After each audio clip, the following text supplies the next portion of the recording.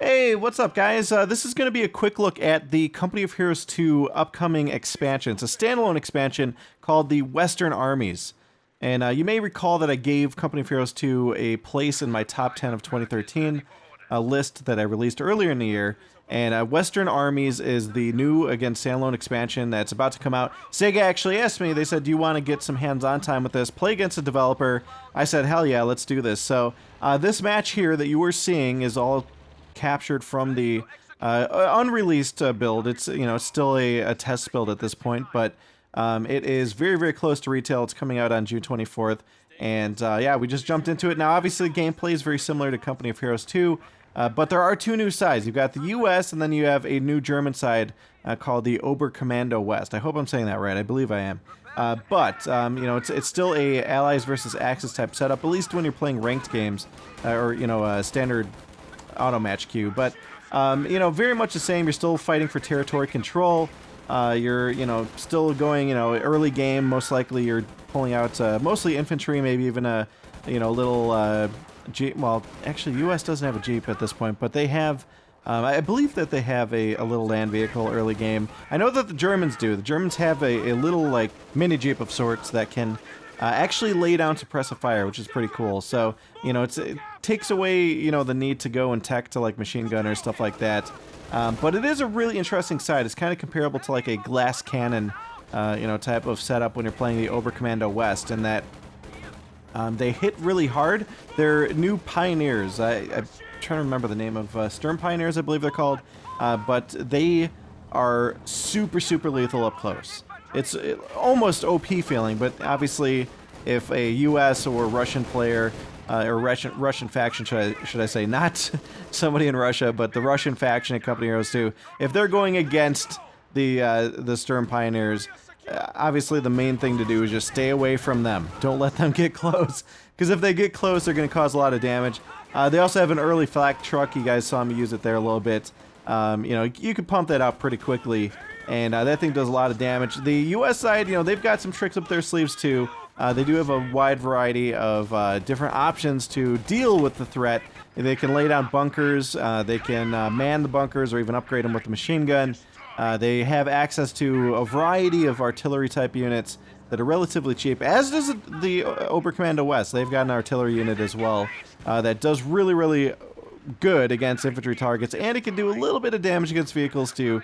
I believe it's called the infantry support gun, but that thing is actually surprisingly powerful. Also, the US does have a flak track too, and theirs hits really hard. You see here in this section, I made the mistake of facing my side/rear armor against theirs, and you can see that it hits really freaking hard. It destroyed my vehicle, but the good thing is it blew up right outside a healing truck that I had placed at that point, which allowed me to recapture resources. They also have a Puma with a heavy gun. It's actually kind of like an AT gun, so it almost functions as a mobile AT gun, but it's not all that effective against infantry. It does have a machine gun on it, but again, this is more for attacking vehicles. One thing I did want to address though is that you may have seen the trucks. As the Oberkommando West, to tech up, you're not necessarily teching up from your base. You're teching up with these trucks. And the trucks, you've got one that, one of its special abilities is it will repair vehicles around it. So if you put it forward in the field and you've got vehicles that are damaged, there are, little mechanics that'll come out and repair your vehicles. The medical truck, your units will heal around it automatically. You don't need to lay down a medical kits or anything else like that. They will get healed, and they can obviously reinforce at that truck. There's also a flak truck, which is really cool. You can use it to kind of try to lock down a forward point if you want. It'll also attack air targets if you're dealing with air. Yeah, it's really, really cool how the tech tree works in this. And really, really just high pressure, very intense battles, and you're putting a lot on the line if you're using forward trucks, obviously. Any sort of anti-tank or anti-armor, type setups. Oh, there goes an infantry unit. That was a really good grenade, by the way. He set it up right in my retreat path. But at that point, I'm like, you know what? I'm gonna go and just try to get this machine gunner out, and I did. I popped some guys in there. They were right next to a whole blob of infantry. They were able to mow them down, but yeah, as I was saying, you know, forward trucks, stuff like that. It's just, you know, high risk, potentially high reward. It's really all dependent on how you set up. But the whole game of attrition of, you know, you take points, the enemy takes points, you lose units, the enemy loses units. It's all still there in this. And what's really cool is with the Western Front Armies, I think it's, you know, about 20 bucks, at least here in the U.S. But you do get to play as these two sides, and you don't have to buy the full game. And, you know, just for me, I think that's actually, in a lot of ways, I'm enjoying these new sides so much that for new players, I almost recommend jumping into this. Because you do get access to these new sides. So really interesting and unique. And as you can see there's that Puma I was telling you about, the heavy armored car, and that thing is literally going like toe-to-toe with a tank destroyer on the US side. It's pretty freaking powerful against armor. But against anything else, it's not all that useful. By this time, I was able to get around, or get some more advanced infantry. These guys are, you know, much better at different ranges.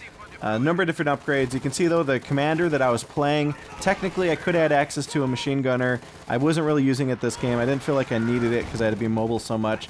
But they do have these, I think they're called Fallschweimer, or something, Fall something. But they are really nice. You know, I'd say mid to late tier infantry that you can pull out. They also, the Sturm Pioneers with this commander, he can go and lay down flak emplacements, which are really cool. They're great for kind of keeping enemy infantry back and addressing enemy air if needed. And I think they do a little bit of damage to armor, especially light armor. And then following that, there's I believe it's like a charge ability. You're seeing all this, by the way, at the bottom, right above where it says Ohmwrecker. You know, these are the little icons for the commander abilities that you kind of unlock as you progress. Also, check this thing out, the Sturm Tiger. This thing is a frickin' monster. It lobs a round that entire squad just got vaporized. They're dead. And earlier in the alpha, man, when I used this thing, it was insane what you were capable of with that thing. If you could pull it off, if you could get it in the middle of like an infantry blob, 3-4 squads, it could wipe them all at once. The catch is, it takes 50 seconds to reload. It's insane. So, you know, again, high risk, high reward. You got that one shot. If you miss it, you're not going to be firing the thing again, and it is a sitting duck. And actually, when you reload, it literally is a sitting duck. It can't move, it can't do anything when you reload. So, also, you know, artillery is still there. You saw a little clip there. Also, these, you know, this infantry I was talking about, the I don't know, something jogger. You know, they've got a variety of different abilities. I popped some smoke there. That smoke is special in that it also causes infantry to take damage if they're in it. So, you know, really interesting stuff you can do with that. Trying to think what else here. Oh, and also the commander ability, the last one.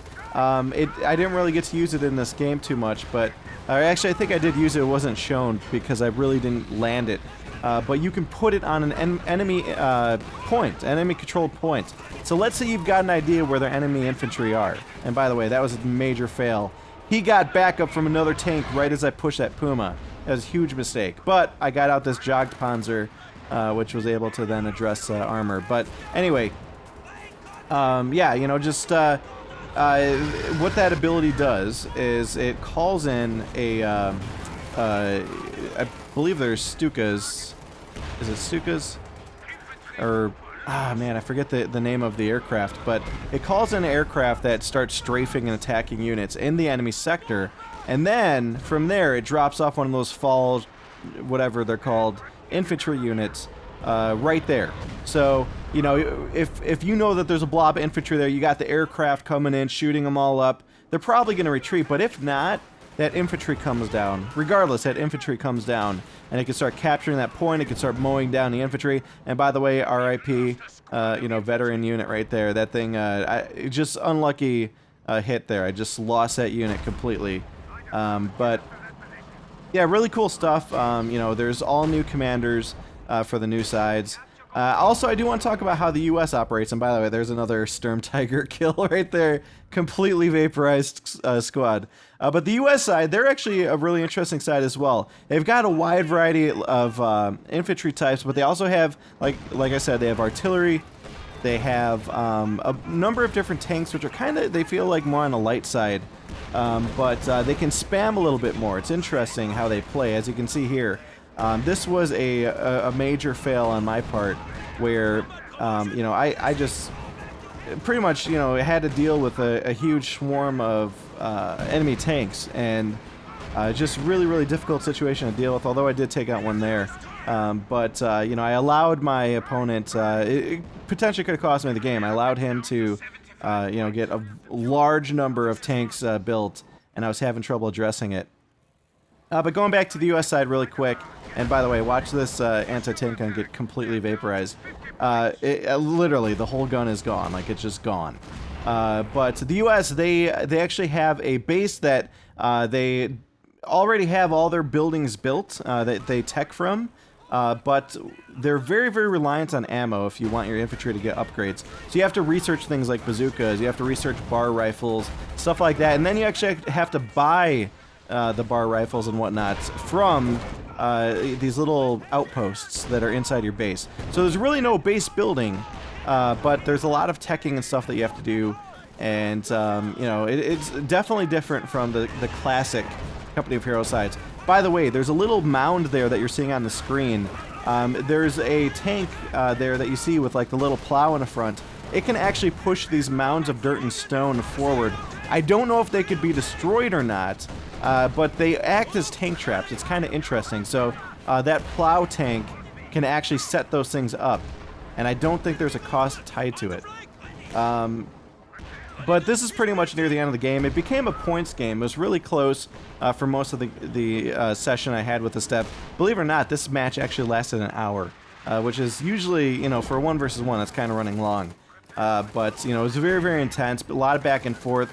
As I said, it kind of became a points game. You know, I was having trouble maintaining, you know, territory control, but at this point I was kind of like, you know what, I got to hang on to these victory points. You see at the top, he's down to...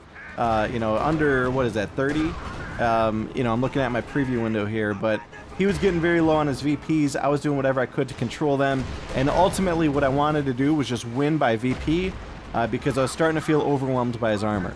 And that's ultimately what I did, although I was able to take out that pesky, I believe it was a Sherman with that plow on it, and that thing was causing me a lot of grief. I mean, it was really durable, really hard to deal with, and yeah, so... Once that thing was down, there was one less tank to worry about. We had a little bit more, you know, back and forth going on with the tanks, but ultimately I had control of the victory points, and he was ticking down quick, and without the infantry needed to actually secure those points, he was so invested in armor, I pretty much had the win secured. So, you know, this match is just about to wrap up here. You're going to get a really quick peek at the new, like, victory events that you can have trigger. This, the one I have, I believe it's just a, you know, really low tier one, but I've seen some of the others in the alpha and they're pretty cool, where you can have like major artillery strikes or even planes come in, if I recall correctly, and blow up their base. You also see the US base briefly. But before I wrap this whole thing up, I do want to show some other clips as well, just of some of the other cool stuff that I've seen on the Oberkommando West side. And, you know, specifically there's a truck that has a infrared light on it that will show units in fog of war, although it doesn't seem artillery reacts to it. Also, there's a walking Stuka that is amazing. It does, you know, kind of light damage to armor, but infantry, they get destroyed. Also, it's great against buildings, and it's a straight line type, you know, effect. I'll show some clips of that, but also there's a light tank as well that's really effective against infantry and against light armor, including enemy flak trucks. Other miscellaneous things include the Obersoldaten, something like that, who can get infrared scopes with one of the commander picks that allows you to bypass a lot of the benefits of cover when engaging an enemy. Also, there is the ability to blow up your trucks, which creates a large explosion around the truck, and you could even booby trap points that you control, which is kind of interesting in that once infantry walks into it, it blows up automatically. But that's about it, guys. So let me know what you thought in the comments, and you know, thanks to Sega and Relic for you know, giving me the opportunity to jump in early and give you guys a look at this game, because I really enjoy the Company of Heroes franchise, and it's definitely one of my favorites. I'm not being paid to say this at all, but it is an awesome franchise, and I really hope you guys enjoyed the match here, you know, what you saw. So that's it for this one, guys. Thanks for watching, and I will see you all next time.